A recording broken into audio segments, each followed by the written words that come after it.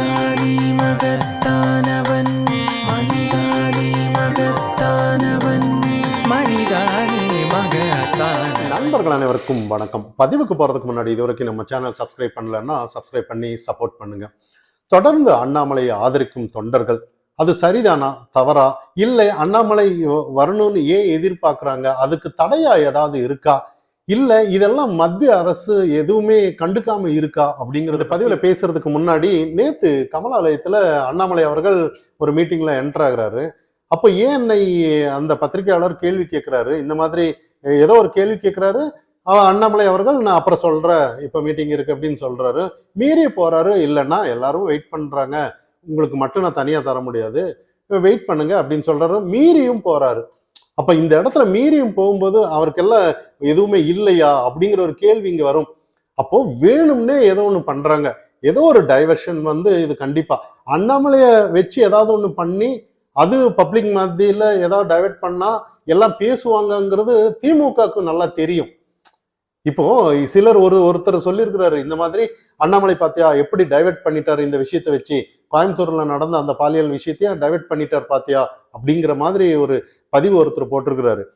அப்போ இந்த இடத்துல அப்ப எதிர்கட்சின்னு யாருமே இல்லை. இப்போ அண்ணாமலை நினைச்சா எது வேணும்னு பண்ணலாம் அப்படின்ற மாதிரி அவர் கருத்துல சொல்றாரான்ற மாதிரி தான் கேள்வி. இப்ப எதிர்கட்சி யாருமே இதுக்காக குரல் எழுப்பலையா, அது இன்னும் ஆளுங்கட்சிக்கு எடுபடலையா அப்படிங்கிற கேள்விதான் இங்க பேசணும். ஆனா எப்படி செட் பண்றாங்க பாருங்க. இதுக்கு முன்னாடி அண்ணாமலை அவர்கள் முன்னாள் மாநில தலைவராக இருந்ததுல இருந்து பத்திரிகையாளர் நீங்க எப்படி சந்திப்பாருன்னு உங்களுக்கு தெரியும். அண்ணன் காப் சாப்பிட்டீங்களா, சாப்பிட்டு போங்கண்ணா அப்படின்னு நல்ல ஒரு மரியாதையா பேசுவாரு. ஆனா எந்த இடத்துலயும் மரியாதை இல்லாம பேச மாட்டாருன்னு தெரியும். அப்படி ஏதாவது அவரை ஏதாவது தாக்கணும்னு நினைச்சாலும் கூட அதுக்கு கருத்து ரீதியா கரெக்டான பதிலடி கொடுக்குறாரு. எந்த இடத்துலயும் எந்த கொச்சைப்படுத்துறதே இல்லைன்னு நம்ம கவனிக்கணும். ஆனா இங்க பத்திரிகையாளர்கள் எல்லாத்துக்கும் ஒரு எய்ம் இருக்கு, எப்படியாவது இதுக்கு முன்னாடி தேமுதிக விஜயகாந்த் எல்லாம் செஞ்ச மாதிரி ஏதாவது அண்ணாமலை செஞ்சிடலான்ற ஒரு எண்ணம் இன்னைக்கு இருந்துட்டு இருக்கு. அண்ணாமலை ஏதாவது ஒண்ணு பண்ணான்னா நல்லா பிபி ஏத்தி ஏதாவது ஒண்ணு பண்ணணும்ன்ற மாதிரி, பிபி ஏத்துற ஆளான்ற மாதிரி தான் நம்ம பார்க்கணும் இன்னைக்கு. அதெல்லாம் எடுபடல. ஆனா இன்னைக்கு இந்த அளவுக்கு ஒரு கீழ்த்தரமான அரசியல் இங்க நடந்துட்டு இருக்கு. ஆனா எதிர்கட்சியா எதுவுமே செய்யலைங்கிறது ஒரு பக்கம் இருந்தாலும் கூட இது இப்போ இன்னைக்கு மட்டும்தான் நடக்குதா இந்த மாதிரி ஒரு விஷயம். இப்ப பாருங்க, அதாவது தமிழகத்துல திருவண்ணாமலையில ஒரு தக்காளி வியாபாரி ஒரு மற்ற மாநிலத்திலிருந்து வர்றாங்க ஒரு பெண்மணி, 2 காவலர்கள் பாலியல் தொந்தரவு கொடுக்குறாங்க. இது இன்னைக்கு மட்டும் இல்லை, இதே மாதிரி கஞ்சாங்கிற ஒரு விஷயம் ஆனாலும் இன்னைக்கு மட்டும் இல்லை. கஞ்சா கம்ப்ளைண்ட் பண்ண போனாலும் கூட அவங்க ஏன் கம்ப்ளைண்ட் பண்ணேன்னு போலீஸ் கண்ணு முன்னாடியே வெட்டுறாங்க. அதே கம்ப்ளைண்ட் பண்ணாலும் கூட போலீஸ்காரங்க அவங்கள மிரட்டுறாங்கன்ற மாதிரி செய்திகள் எல்லாம் நம்ம தொடர்ந்து கவனிக்கிறோம். இப்போ இதே இன்னைக்கு மட்டும்தான் தமிழகத்துல ஏதாவது ஒண்ணு நடக்குதா? இப்போ மரக்காணத்துல ஒரு 26 பேர் கள்ள சாராயத்துல இறந்தாங்க. அப்போ அது மட்டும் அது ஒரு பாடமா எடுத்து முன்னெச்சரிக்கை ஏதாவது ஒண்ணு செய்ய வேண்டாம் இல்ல? ஏன் கள்ளக்குறிச்சியில 66 பேர் பலி கொடுத்தாங்க? அப்ப இதெல்லாம் யார் ரெஸ்பான்சிபிலிட்டி? இது மட்டும் தானே முன்னெச்சரிக்கையா? காவல்துறைக்கு என்ன பொறுப்பு அப்படிங்கிற ஒரு கேள்வி தானே. இப்போ மக்களுக்கு, அதாவது பெண்கள் இன்னைக்கு எல்லாம் யோசனை பண்றாங்க, பெண்ணா பிறந்துட்டோமேன்ற மாதிரி. அந்த அளவுக்கு பாதுகாப்பு இல்லைங்கிற ஒரு ஏக்கத்துல இன்னைக்கு நின்றுட்டு இருக்காங்க. இது இன்னொரு விஷயம் என்னன்னா, பொதுமக்களுக்கே காவல்துறை மேல ஒரு பயம் இருக்கு. ஆனா குற்றவாளிகளுக்கு காவல்துறை மேல பயம் இங்க இல்லவே இல்லை. இது இங்க மட்டும் இல்லை, ஸ்கூல்ல அறிவாள் எடுத்து வெட்டுறாங்க, குறுக்க வந்த வாத்தியாரையும் வெட்டுறாங்க. எல்லா இடத்துலயும் இப்போ குடிச்சிட்டு நடு ரோட்ல எல்லாம் போறவங்க வர்றவங்க எல்லாம் செய்தியில பார்க்கலாம், கஞ்சா அடிச்சுட்டு வெட்டுறவங்க. இப்ப கஞ்சா இல்லை, வேற ஏதோ ஒரு மெத்தப்பட்டா ஏதோ ஒண்ணு போட்டு எல்லாம் பண்ற அட்டகாசம் எல்லாம் பார்க்கலாம். ஆனா ஏன் அது சாப்பிட்டானா என்ன பண்றா ஏது பண்றான்னு யாருக்கும் தெரியாதுன்ற மாதிரி செய்திகள். அப்ப இதெல்லாம் யாரு அலோ பண்றாங்க? யாரு இதுக்கு பொறுப்பு? இந்த காவல்துறைக்கு பொறுப்பு யாரு? எல்லா கேள்விகளையும் கேட்டுட்டு தான் இருக்கோம் நம்ம. பெண்களோட பாதுகாப்பு 40% அதிகம் ஆயிருக்காமா. பாதுகாப்பே அந்த அளவுக்கு மோசமா இருக்குன்னு சொல்றாங்க. அப்ப இதெல்லாம் யார் கேட்கறதுன்னு கூட்டணியில இருக்கிற காங்கிரஸே கேட்கறாங்க. அப்ப இந்த மாதிரி தொடர்ந்து ஒவ்வொரு விஷயமும் இன்னைக்கு கேள்விப்படாத நிறைய இதெல்லாம் யார் பண்றாங்கன்னா திமுக காரங்க தான் பண்றாங்க. அரசாங்கத்திற்கோ இல்ல காவல்துறைக்கோ தெரியலங்கிறது இது ஒரு தவறான நம்ம புரிதலா நம்ம நினைக்கணும். இன்னொரு விஷயம் பாருங்க, மதுரை தமிழ், அதாவது இந்தியாவிலேயே அசுத்தமான முதலிடம் பெற்ற நகரம் எதுன்னா அது மதுரையாமா. எவ்வளவு ஒரு வெக்கக்கேடாத விஷயம். சு வெங்கடேசன் அவர்கள் வாய்க்கிழிய பேசுவாங்க. ஏதோ பகல்காம் அந்த ஆப்ரேஷன் சிந்தூர் டைம்ல எல்லாம் நிறைய ஏதோ ஒரு பெரிய அளவுல பேசிட்டு இருந்தாங்க. அவங்க நகரத்தை சுத்தம் பண்ண தெரியலையான்ற மாதிரி. என்ன பண்றாங்கன்ற ஒரு கேள்வி. இதை தாண்டி இன்னொரு விஷயம், சென்னை 3வது இடம் வந்திருக்கு அசுத்தத்துல. அப்போ இதெல்லாம் பார்த்தோன்னா நம் முதலமைச்சர் அவர்கள் என்ன ஏதுன்னு சிந்திப்பாங்களா இல்லையாங்கிற ஒரு கேள்வி இங்க வந்துட்டு இருக்கு. இதை தாண்டி எதிர்கட்சிகள், ஒரு ஜனநாயகத்துல எதிர்கட்சி வந்து ஸ்ட்ராங்கா இருந்தான்னா இங்க வந்து ஆளுங்கட்சி சார்ந்தவங்க யாருமே தப்பு பண்ண பயப்படுவாங்க. எதிர்கட்சி எல்லாம் இப்போ அவங்களுக்கு ஆதரவான நிலைப்பாடு மாதிரி தான் இங்க தெரியுது இன்னைக்கு. அப்படி மக்களுக்கான யோசனை இங்க இல்லைன்னு தான் நம்ம கவனிக்கணும். இதை தாண்டி அண்ணாமலை அவர்கள் இப்போ நிறைய இடத்துல இப்ப முன்னாள் மாநில தலைவராக இருக்கும்போது எதிர்கட்சியா எப்படி செயல்பட்டாருங்கிறது எல்லாருக்குமே தெரியும். டிஎம்கே ஃபைல் எல்லாம் விட்டாரு. திமுகவை அந்த அளவுக்கு குற்றஞ்சாட்டினது யாருமே இல்லை எதிர்கட்சியா. இப்ப யாருமே இல்லைன்னு தான் நம்ம கவனிக்கலாம்.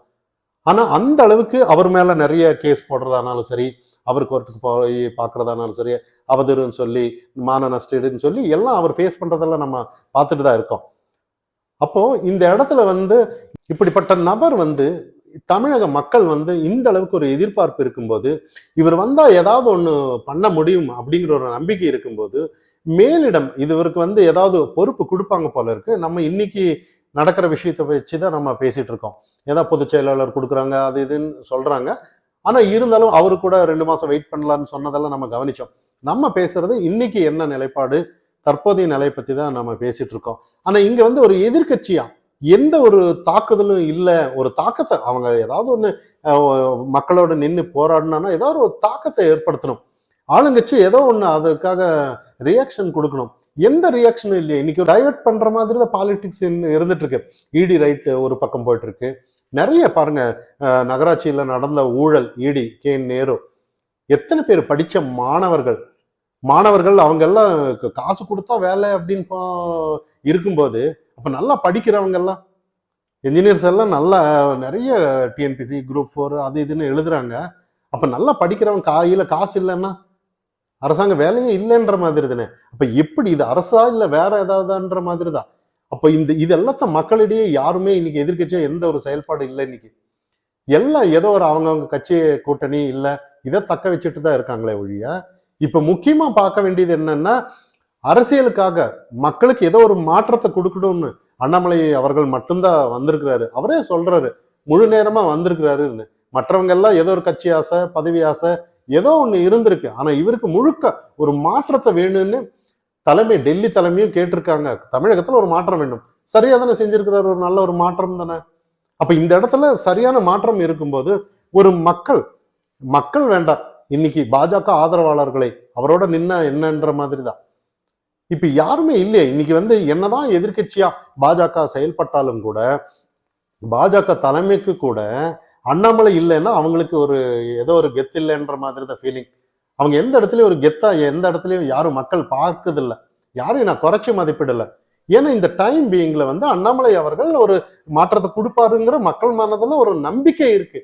அந்த நம்பிக்கையை ஏன் பயன்படுத்துறது இல்லை? டெல்லி தலைமையும் கூட ஏதோ ஒரு கணக்கு இருக்கு, நம்ம புரிஞ்ச அளவுக்கு தான் நம்ம பேச முடியும். ஆனா ஏன் இதெல்லாம் இந்த அளவுக்கு ஒரு அநீதி தமிழகத்துல, இந்தியாவில இருக்கு, இந்தியாவில தானே தமிழகம் இருக்கு. அந்த தமிழகம் இந்த அளவுக்கு ஒரு அவலத்தோட போயிட்டு இருக்கும்போது, ஒரு சட்ட ஒழுங்கு பிரச்சனை, பெண்களுக்கு ஒரு பாதுகாப்பு இல்லை.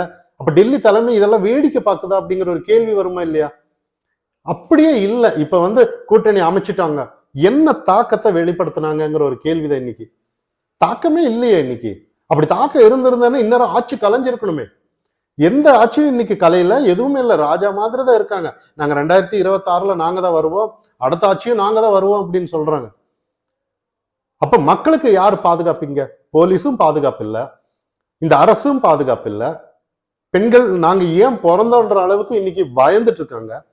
இவங்க எதிர்கட்சியா இருக்கும்போது இதே நடந்திருந்தாங்கன்னா இன்னைக்கு என்ன சொல்றாங்கன்னா, பெண்கள் ஏன் இந்த நேரத்துல அந்த இடத்துல இருக்கணும்னு கேள்வி கேட்கிறாங்க.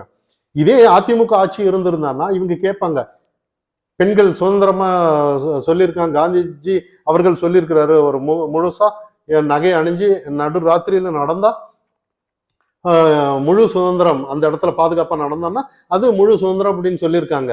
இன்னைக்கு நடந்தான்னா ஏன் நடக்கிறாங்கன்னு கேட்பாங்க இவங்க. இப்ப இவங்களே சமூக நீதி பேசுறாங்க, எல்லாமே பேசுவாங்க, பெண்களுக்கு முற்போக்கு அப்படின்னு சொல்லி பேசுவாங்க. அவங்க ஆட்சியில் இருக்கும்போது ஒரு நிலைப்பாடு, எதிர்க்கட்சியா இருக்கும்போது ஒரு நிலைப்பாடு. அப்போ இந்த மாதிரி ஒரு ஆட்சி தேவையா? தமிழக மக்கள் இதை சிந்திக்கலைன்னா என்ன பண்ண முடியும் தான். சிந்திக்காததுனாலதான் இந்த அளவுக்கு கொண்டு வந்து நிறுத்தி இருக்காங்க அப்படின்னு. இந்த 60 ஆண்டு ஆட்சியில என்ன நடந்திருக்கு இன்னைக்கு? 2 கட்சி மாறி மாறி என்னத்தை சாதிச்சுட்டாங்கன்ற மாதிரி தான். எந்த நிலையில இன்னைக்கு தமிழகம் இருக்குன்னு பாருங்க. இன்னைக்கு பெண்களுக்கு அத்தனை போதை, அதாவது 2021க்கு முன்னாடி இருக்கிறத விட இன்னைக்கு போதை கலாச்சாரங்கிறது சர்வசாதாரணமா இருக்கு. இன்னைக்கு யாரு கட்டுப்படுத்தணும்? போலீஸ் துறை யார் கட்டுப்பாட்டுல இருக்கு? சரி, போலீஸ் துறைக்கு தான் பொறுப்பு என்ன? நிறைய கேள்விகள் இன்னைக்கு மக்கள் மத்தியில இருக்கு. அப்ப இதெல்லாம் வேடிக்கை பார்த்துட்டு இருந்தானா, எதிர்கட்சியும் வேடிக்கை பார்த்துட்டு இருந்தான்னா மக்களுக்கு யாரு பாதுகாப்பு? சரி, எதிர்கட்சியும் இங்க வேடிக்கை பார்க்கறதாவே நினைச்சாலும் கூட, இதே மத்தியிலும் கூட, சென்ட்ரல்லையும் கூட ஏன் வேடிக்கை பார்க்கறாங்க? ஒரு நாட்டுல, அதுவும் ஒரு நாட்டுல உள்ள ஒரு மாநிலத்துல இந்த அளவுக்கு ஒரு அவலம் நடந்துட்டு இருக்கும்போது மத்திய அரசு என்ன வேடிக்கை பார்க்குதா அப்படிங்கிற ஒரு கேள்வி இந்த இடத்துல வருது. எல்லாமே சரியா இருந்தான்னா மாற்றம் கண்டிப்பா வரும். இங்க அப்படி இல்லை. ஒவ்வொருத்தரும் சுயநலமா இருந்து இத வேண்டும், இல்ல நாங்க தான் ஆட்சிக்கு வரணும் அப்படின்னு சொன்னா மக்களுக்கு எங்கிருந்து பாதுகாப்பு வருதுன்ற மாதிரி தான். இப்ப மக்களோட நின்று போராடி இருந்தானா மக்களே தேர்ந்தெடுப்பாங்க. அதை தான் அண்ணாமலை அவர்கள் செஞ்சாரு. என் மண் என் மக்கள் அப்படின்னு சொல்லி மக்களோட மக்களா நின்று போராடினாரு. மக்களுக்கு என்ன பிரச்சனை ஏதுன்னு டைரக்டா டெல்லிக்கு போய் தீர்த்து வச்சாரு நிறைய விஷயங்களை. இப்பவும் கூட ஒன்றும் தவறு இல்லை. ஏதாவது ஒரு விதத்துல அண்ணாமலை தொண்டர்கள் அண்ணாமலை தொடர்ந்து ஆதரவு கொடுத்துட்டு இருக்கிறதுல நம்ம கவனிக்கலாம். அந்த ஆதரவு கண்டிப்பா ஏதோ மக்களுக்கான சேஞ்சஸ் கொடுக்குற மாதிரி தான் இருக்குமே ஒழிய தனிப்பட்ட முறையில அண்ணாமலைக்கான ஆதரவு கிடையாது. அது மக்களுக்கான ஆதரவா தான் எல்லாம் நம்ம பார்க்கணும். மனிதானி மகத்தானவன்